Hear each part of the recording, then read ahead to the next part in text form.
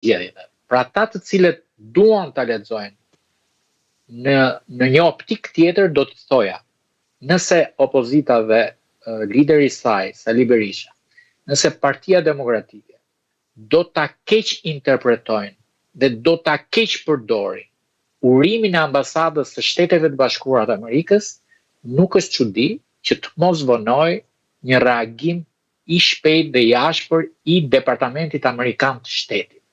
Që do të thotë, nëse këta nuk din të lexojnë një mesazh që i vendos kapak debatit për zgjedhjet në Shqipëri, do pasohet me konsekuenca të tjera.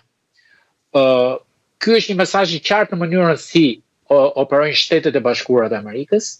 Për ata të cilët din të lexojnë, është një mesazh i qartë kur thuhet urohet populli shqiptar për zgjedhje. Tani, në kohë që uron për zgjedhjet, nuk urohet një popull nëse janë manipuluar zgjedhjet. Nuk urohet një popull nëse janë vjedhur zgjedhjet. Nuk urohet një popull nëse rezultati ka dalë kundër vullnetit të popullit. Pra, në një farë mënyre, është një mesazh i drejtë për drejtë ku urohet populli shqiptar për mënyrën si shprehu sovranitetin e vet. Dhe këtu mbyllet debati i SBA-s, e cila tregon një lloj indiference dhe i lë një lloj autonomie Shqipërisë në mënyrën se si operon. Dhe kjo nuk ka ndodhur vetëm me Shqipërinë.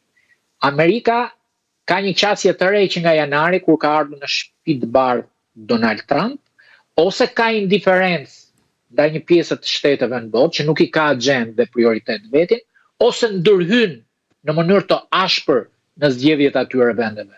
Le të themi në Gjermani ka ndërhyrë ashpër, ka bërë thirrje të votojnë nazistët dhe mos votoi ai që sot është kancelar dhe drejtuesi i Gjermanisë. Pra ka bërë thirrje kundër demokristjanëve, të djathtëve të qendrës në Gjermani. Dhe ka ndërhyrë në mënyrë brutale duke krijuar incident diplomatik me Gjermani. Ka ndërhyrë ashpër djali Donald Trumpit dhe njerëzit e Shtëpisë së Bardhë një ditë 24 orë para zgjedhjeve në Kosovë kanë shkruar në Twitter mos votohet Albin Kurti. Në Shqipëri nuk e kanë bërë këtë gjë.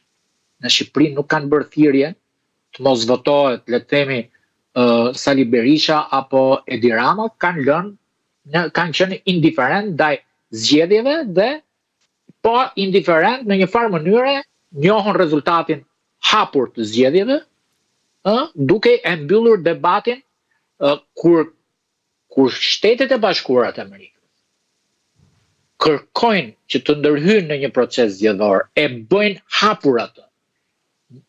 3 dekada më parë, Shtetet e Bashkuara të Amerikës kanë kërkuar atëherë qeverisë shqiptare dhe presidentit Berisha përsëritjen e zgjedhjeve në 40 zona. 24 orë mbasi janë bërë zgjedhjet.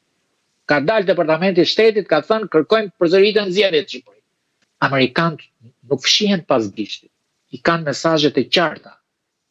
Dikush mund të thotë për nuk uruan në Ramën. Po, nuk e uruan. Sepse ka një qasje të re të Shteteve të Bashkuara. A duhet ta urojë një kryeministër të zgjedhur në një proces zgjedhor? Pyetja është, a duhet ta uronin? Nuk është se ka patur urime të tilla me sa kam rënë unë shumë.